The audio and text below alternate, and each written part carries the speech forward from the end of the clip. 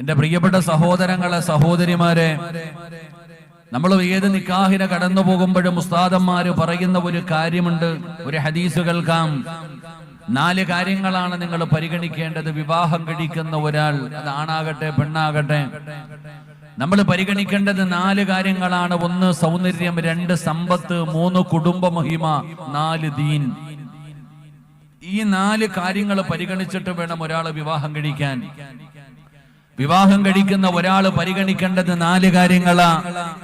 ആ 4 കാര്യങ്ങളിൽ 1 സമ്പത്ത്, കെട്ടുന്ന പെണ്ണിന് സമ്പത്തുണ്ടോ എന്ന് പരിഗണിക്കണം. 2 സൗന്ദര്യം നോക്കണം. 3 കുടുംബം നോക്കണം. 4 ദീൻ നോക്കണം.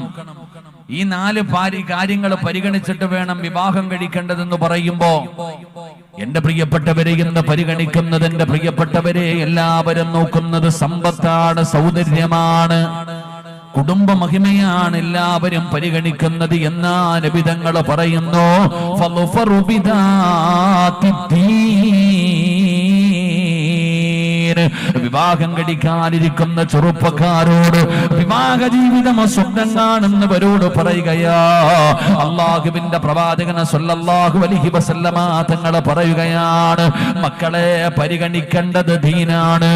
എന്റെ ചെറുപ്പക്കാരോട് പറയുകയാണ്, എന്റെ ചെറുപ്പക്കാരോട് പറയുകയാണ്, പടച്ചവനെ, മാതാപിതാക്കൾ പലതും പറയും, പൊന്നുമോനെ, മക്കളെ നിങ്ങൾ പരിഗണിക്കേണ്ടത് സമ്പത്തല്ലടാ. ഒരുപാട് സമ്പത്തുണ്ട്, ദീനില്ലാത്ത പെണ്ണിനെ വിവാഹം കഴിക്കരുത്. ഒരുപാട് സമ്പത്തുണ്ട്. ഇന്നധികം പേർക്കും വേണ്ടത് പണമാണോ? ഇന്നധികം പേർക്കും വേണ്ടത് പണമാണോ? പണത്തിനാണ് സ്ഥാനം കൊടുക്കുന്നത്. പടച്ചവനെ, കോടീശ്വരിയാണോ? ഒരുപാട് ഫ്ലാറ്റുകളുണ്ടോ? ഒരുപാട് സ്ഥലമുണ്ടോ? പടച്ചവനെ പരിഗണിക്കുന്നത് അതാ സമ്പത്താണ്. രണ്ടാമതെന്റെ പ്രിയപ്പെട്ടവര്, എടാ ചെറുപ്പക്കാരാ, സൗന്ദര്യത്തിന് കാര്യമില്ല പൊന്നുമോനെ.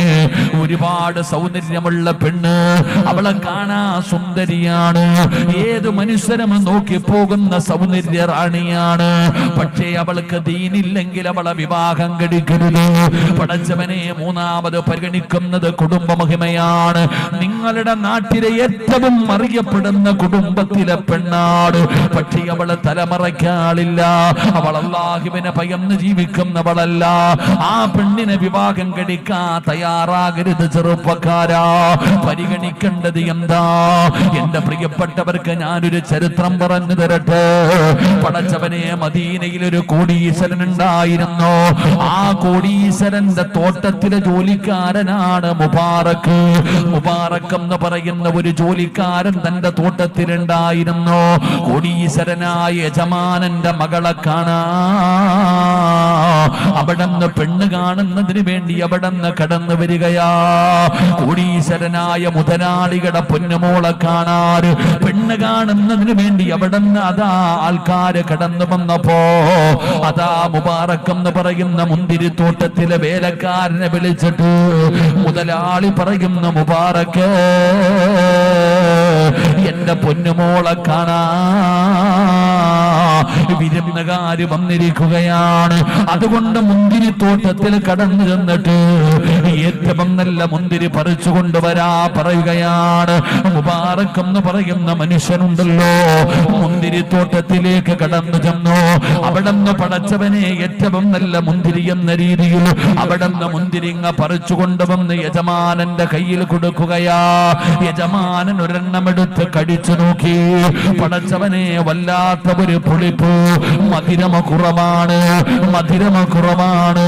അവിടെന്ന് പറഞ്ഞു, മുബാറക്ക്, ഏറ്റവും നല്ലത് പോയി പറിച്ചു കൊണ്ടുപാടാ, ഏറ്റവും നല്ല മുന്തിരി വേണം കൊണ്ടുവരാൻ. മുബാറക്ക് രണ്ടാമത് മൂടുകയാണ്. മുന്തിരിത്തോട്ടത്തിലേക്ക് കടന്നു ചെന്നു. അല്ലാഹുവേ, രണ്ടാമതും മുന്തിരി പറിച്ചു കൊണ്ടുവന്ന് യജമാനന്റെ കയ്യിൽ കൊടുത്തു. അല്ലാഹുവേ, വല്ലാത്ത കൈപ്പാട്, യജമാനന്റെ മുഖം ചുമക്കുകയാണ്. എടാ മുബാറക്ക്, പോയിട്ട് നല്ലത് പറിച്ചു കൊണ്ടുപാടാ. മുബാറക്ക് മൂന്നാമത് മൂടുകയാണ്. മുന്തിരിത്തോട്ടത്തിലേക്ക് കടന്നു ചെന്നു. അവിടെന്ന് മുന്തിരിങ്ങ പറിച്ചു കൊണ്ടുവന്ന് യജമാനന്റെ കയ്യിൽ മൂന്നാമത് കൊടുക്കുമ്പോ, അവിടെ നിന്നെടുത്ത് കടിക്കുമ്പോ വല്ലാത്ത പുളിപ്പും വല്ലാത്ത കയ്പുമാ. റബ്ബേ, മുതലാ മുതലാളി ചോദിക്കുന്ന മുബാറക്കെ നീ എന്നെ കളിയാക്കുന്നോടാ എന്ന് പറഞ്ഞുകൊണ്ട് മുബാറക്ക് എന്ന് പറയുന്ന തന്റെ വീട്ടിലെ ജോലിക്കാരന് അവിടെ നിന്ന് തല്ലുകയാണ്, അവിടെ നടിക്കുകയാണ്. എടാ 10 കൊല്ലമായില്ലേടാ മുന്തിരിത്തോട്ടത്തില് ജോലി ചെയ്യുന്നു. മുബാറക്ക് പറയുന്നു മധുരമുള്ളതേതാ മധുരമില്ലാത്തതേതാ എനിക്കറിയില്ല, എനിക്കറിയില്ല. യജമാനം ചോദിക്കുകയാണ് 10 വർഷമായില്ലേ ഇവിടെ ജോലി ചെയ്യാൻ തുടങ്ങിയിട്ട്, 10 വർഷമായില്ലേ ഇവിടെ ജോലി ചെയ്യാൻ തുടങ്ങിയിട്ട് നിനക്ക് മധുരമുള്ളതും മധുരമില്ലാത്തതും അറിയില്ലേടാ എന്ന് പറഞ്ഞുകൊണ്ട് തല്ലുമ്പോ മുബാറക്ക് പറയുന്നു എനിക്കറിയില്ല, ഇന്നുവരെ ഞാൻ ഒരെണ്ണം പറിച്ച് കഴിച്ചിട്ടില്ല. മുബാറക്ക് പറയുകയാണ് 10 വർഷമായി മുന്തിരിത്തോട്ടത്തിൽ ഞാൻ ജോലി ചെയ്യുന്നു, നിങ്ങൾ എന്നോട് തിന്നാൻ അനുവാദം തന്നിട്ടില്ല. മുന്തിരിത്തോട്ടം നോക്കാനേ പറഞ്ഞിട്ടുള്ളൂ, കഴിക്കാൻ അനുവാദം തന്നിട്ടില്ല. അതുവരെ ഇന്നുവരെ താഴെ വീണ ഒരു മുന്തിരി പോലും ഈ 10 കൊല്ലത്തിന്റെ ഇടയിൽ ഒരിക്കൽ പോലും ഞാൻ എടുത്ത് കഴിച്ചിട്ടില്ല. സുബ്ഹാനല്ലാഹ്, യജമാനന്റെ കണ്ണ് നിറയുകയാ. മുബാറക്ക് എന്ന് പറയുന്ന അടിമയെ വിളിച്ചിട്ട് പറഞ്ഞു, എടാ എന്റെ മകളെ പെണ്ണ് കാണാൻ വീട്ടിൽ വിരുന്നുകാര് വന്നിരിക്കുന്നു, നീ ചെന്ന് നല്ല മധുരമുള്ള മുന്തിരി പറിച്ചു കൊണ്ടുവാ. മുബാറക്ക് ഓടിപ്പോയി നല്ല വലുപ്പമുള്ള കുറച്ച് മുന്തിരി പറിച്ചു കൊണ്ടുവന്ന് കൊടുത്തു. യജമാനൻ കഴിച്ചു നോക്കുമ്പോ വല്ലാത്ത പുളിപ്പ്.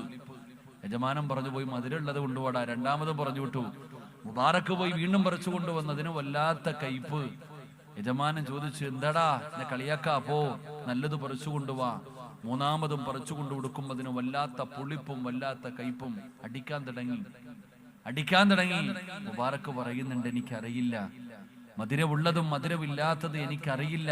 10 വർഷമായില്ലേടാ ഇവിടെ ജോലി ചെയ്യാൻ തുടങ്ങിയിട്ട്, നിനക്കറിയില്ലേ?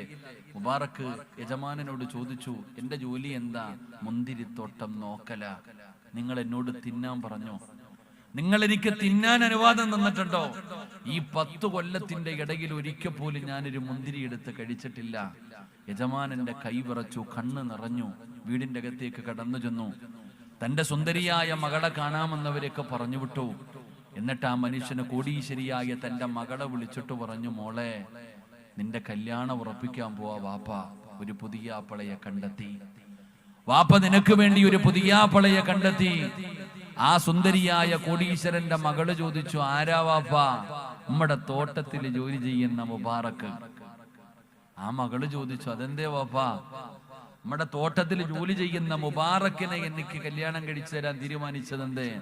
വാപ്പ പറഞ്ഞു കൊടുത്തു, മോളെ ഇവനെ പോലെ അള്ളാഹുവിന് ഭയമുള്ള വേറെ ഒരാളെ ഇനി കിട്ടൂല. 10 വർഷം ഒരു മുന്തിരിത്തോട്ടത്തിൽ ജോലി ചെയ്തിട്ട് ഒരു താഴെ വീണ മുന്തിരി പോലും ഓനെടുത്ത് കഴിച്ചിട്ടില്ലെങ്കിൽ അതെന്ത് മനുഷ്യനാടോ? അള്ളാഹു നമുക്ക് ഈമാൻ നൽകുമാറാകട്ടെ. അറബി ഗൾഫിൽ പോയി. അറബി പറഞ്ഞു പാവപ്പെട്ടവനായിരുന്നോളാൻ പറഞ്ഞു. ഇപ്പൊ അറബി യതീംഖാനയിലും ഇവൻ നാട്ടിലെ കോടീശ്വരനുമാ. അള്ളാഹു കാത്തിരക്ഷിക്കുമാറാകട്ടെ. പാവപ്പെട്ട ഇവന്റെ കരച്ചിലും സങ്കടമൊക്കെ കണ്ടപ്പോ അറബി പിടിച്ചിട്ട് കടയിലേക്ക് ഇരുത്തിയതാ. ഇപ്പൊ അറബി എവിടാ? അറബി ഇടയ്ക്ക് നാട്ടിൽ വന്നപ്പോ ഇവന്റെ കൊട്ടാരം കണ്ടപ്പോ അറബി പോലും ചിന്തിക്കുന്നുണ്ട്, പടച്ചോനെ എനിക്ക് പോലും ഇത്രയും വലിയ വീടില്ലല്ലോ എന്ന്. നമ്മൾ പള്ളിക്ക് പോകാറുണ്ടോ? പള്ളിയുടെ മൂത്രപ്പുരയുടെ മുമ്പിൽ കിടക്കുന്ന ചെരുപ്പിന്റെ മൂക്ക് വെട്ടിയിട്ടിരിക്കുക. എന്ത്? ചിലപ്പോ അതും അടിച്ചോണ്ട് പൊക്കളയും. അള്ളാഹു കാത്തിരക്ഷിക്കുമാറാകട്ടെ. നമ്മുടെ ഇതിനെക്കുറിച്ച് മനസ്സിലാക്കാൻ ഞാൻ പറഞ്ഞ, പള്ളിയുടെ ബാത്റൂമിന്റെ മുമ്പിൽ കിടക്കുന്ന ചെരുപ്പ് പോലും എടുത്തോണ്ട് പോകാതിരിക്കാൻ വെട്ടിയിടുന്ന കാലഘട്ടമാണ്. 10 വർഷം ഒരു മുന്തിരിത്തോട്ടത്തിൽ ജോലി ചെയ്തിട്ട് ഒരു മുന്തിരിങ്ങ എടുത്ത് കഴിച്ചിട്ടില്ലെങ്കിൽ അത് മലക്കാണോ മനുഷ്യനാണോ? ഒന്ന് ചിന്തിച്ചു നോക്ക്. ആ മനുഷ്യൻ പറഞ്ഞു മകളോട്, ഇവനാ വേണ്ടത്, അല്ലാതെ സമ്പത്തൊന്നുമല്ല, സൗന്ദര്യമോ ഇല്ല, തറവാടൊന്നുമല്ല, ഇതാണ് ആണ്. ദീനിന് പരിഗണന കൊടുത്തു. ആ മകള് ചോദിച്ചു, വാപ്പാ നിങ്ങൾക്ക് ഇഷ്ടപ്പെട്ടോ? ഇഷ്ടപ്പെട്ടു വാപ്പ, എങ്കിൽ എനിക്ക് ഇഷ്ടാ. അതാണ് പെൺകുട്ടികൾ. ഇന്ന് 10ാം ക്ലാസ്സിൽ പഠിക്കുന്ന മകള് വന്നിട്ട് ഉപ്പാനോട് പറയാ, വാപ്പ ഇൻസ്റ്റാഗ്രാമിലൂടെ ഞാനൊന്ന് കറക്കി വെച്ചിട്ടുണ്ട്, വാപ്പ തെരഞ്ഞൊന്നും നടക്കണ്ട, ഓനെ തന്നെ എനിക്ക് മതിയെന്ന്. ഇന്നത്തെ കുട്ടികൾ വീട്ടിൽ വന്നിട്ട് പറയാ, ഞാൻ തന്നെ നോക്കി വെച്ചിട്ടുണ്ട്, വാപ്പാടെ ജോലി കുറച്ചു വെച്ചിട്ടുണ്ട്. അപ്പൊ വാപ്പ പറയുന്നു, മോളെ അവൻ നമ്മുടെ ജാതി പോലും അല്ലല്ലോ, അതൊന്നും പറഞ്ഞിട്ട് കാര്യമില്ല വാപ്പ, കെട്ടിച്ചു തന്നില്ലെങ്കിൽ ഞാൻ ചാടും, അള്ളാഹു കാത്തിരക്ഷിക്കുമാറാകട്ടെ എന്ന് പറയണ. അങ്ങനെ എല്ലാം അങ്ങനെ ചെറുതും വലുതില്ലാതെ തന്നെ ആണും പെണ്ണും അല്ലേ. ആ പെൺകുട്ടി പറയുകയാ, വാപ്പാൻ ഇഷ്ടമാണെങ്കിൽ സമ്മതിച്ചു. എന്റെ പ്രിയപ്പെട്ടവരെ, മുബാറക് എന്ന് പറയുന്ന മനുഷ്യന് തന്റെ പൊന്നാര മകളെ വിവാഹം കഴിച്ചു കൊടുക്കുകയാണ്. അവര് രണ്ടുപേരും കൂടെ കുടുംബജീവിതം നടത്തിയപ്പോ അള്ളാഹു അവർക്കൊരു മകനെ കൊടുത്തു. ആ മകന്റെ പേരെന്തെന്നറിയോ? മഹാനായ അബ്ദുല്ലാഹ് ഇബ്നുൽ മുബാറക് റളിയല്ലാഹു തആല അൻഹു. ലോകമറിയുന്ന പണ്ഡിതനാണ്, ലോകമറിയുന്ന പണ്ഡിതനാണ് അബ്ദുല്ലാഹ് ഇബ്നുൽ മുബാറക് റളിയല്ലാഹു തആല അൻഹു എന്ന് ചരിത്രം അവിടെ നിന്ന് പറഞ്ഞു തരുമ്പോ എന്റെ ചെറുപ്പക്കാരോട് പറയുന്നു, മക്കള് ദീനുള്ള പെണ്ണിനെ വിവാഹം കഴിക്കണേ, ദീനുള്ള പെണ്ണിനെ വേണം വിവാഹം കഴിക്കാൻ. ലോകത്തിലെ ഏറ്റവും വലിയ ഭാഗ്യവാൻ ആരെന്നറിയോ? സമ്പത്തുള്ളവനല്ല, കൊട്ടാരമുള്ളവനല്ല മോനെ, ലോകത്തിലെ ഏറ്റവും വലിയ ഭാഗ്യവാൻ ആരെന്നറിയോ? ഒരു സ്വാലിഹത്തായ പെണ്ണിനെ ഭാര്യയായി ലഭിക്കുന്നവനാ. ലോകത്തിലെ ഏറ്റവും വലിയ ഭാഗ്യവാനാരാ? ലോകത്തിലെ ഏറ്റവും വലിയ ഭാഗ്യവാനാരാ? പടച്ചവനെ, സ്വാലിഹത്തായ ഒരു ഭാര്യ ലഭിക്കുന്നവനാ. അതുകൊണ്ട് എന്റെ പ്രിയപ്പെട്ടവരോട് പറയുകയാ, എടാ ചെറുപ്പക്കാരാ, ദീനുള്ള പെണ്ണിനെ വിവാഹം കഴിക്കണേ, ദീനിനാണ് പരിഗണന കൊടുക്കേണ്ടത്. എന്റെ ചെറുപ്പക്കാരോട്, എന്റെ സഹോദരങ്ങളോട് ചോദിക്കട്ടെ, മക്കളെ കുറിച്ച് പരാതി പറയുന്ന വാപ്പാ, നീ വിവാഹം കഴിച്ച നിന്റെ ഭാര്യയെ കുറിച്ചൊന്ന് ചിന്തിക്കൂ. പെങ്ങളെ ചിന്തിക്കു പൊന്നുമോള്. അതുകൊണ്ട് അല്ലാഹുവേ, മഹാനായ സയ്യിദുനാ ഉമർ ഇബ്നുൽ ഖത്താബ് റളിയല്ലാഹു തആല അൻഹു പറഞ്ഞു തരികയാണ്, ഒന്നാമത്തെ കടമ എന്താണ്?